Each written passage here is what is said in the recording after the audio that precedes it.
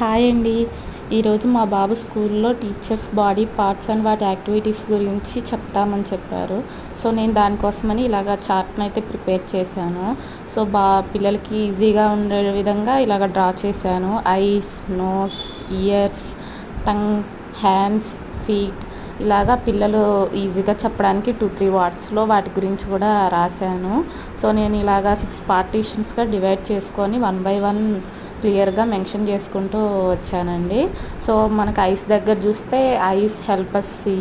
So చూడడానికి సింబాలిక్గా TV symbol అయితే వేసాను. సో ఇప్పుడు ఎవరు టీవీ చూడరు, బట్ టీవీ సింబల్ వేసాను.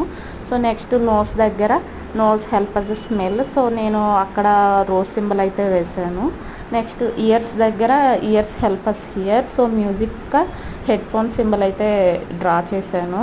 తర్వాత టంగ్ అనేది మనకి టేస్ట్ చేయడానికి టాక్కి హెల్ప్ చేస్తుంది కాబట్టి చాక్లెట్ సింబల్స్ వేసాను. పిల్లలు ఇష్టంగా తింటారు కదండి చాక్లెట్స్, అందుకే చాక్లెట్ సింబల్ అయితే డ్రా చేశాను. నెక్స్ట్ హ్యాండ్స్ దగ్గర hands help us touch and hold things. So నేను అక్కడ ఒక పెన్ సింబల్ అయితే డ్రా చేశాను.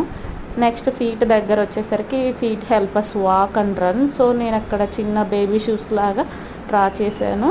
ఇలాగా మీరు కూడా మీ పిల్లలకి ఎప్పుడైనా అవసరమైతే ఇలాగ డ్రా చేసుకోవడానికి ఈజీగా ఉంటుందని నేను పోస్ట్ చేస్తున్నాను.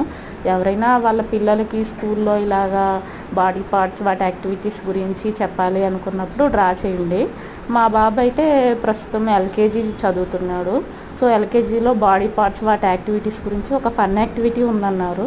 అందుకోసమని నేను ఇలాగా చార్ట్ తయారు చేసి కింద మా బాబు పేరు కూడా రాశాను చూడండి, ఎస్ జయదేవ్ అశ్వథ్ ఎల్కేజీ అని. సో మా బాబు రేపు ఉదయాన్నే దీన్ని చూసి బాగా సర్ప్రైజ్ అవుతాడని ఫీల్ అవుతున్నాను. చాలా టైం పట్టిందండి చేసేసరికి.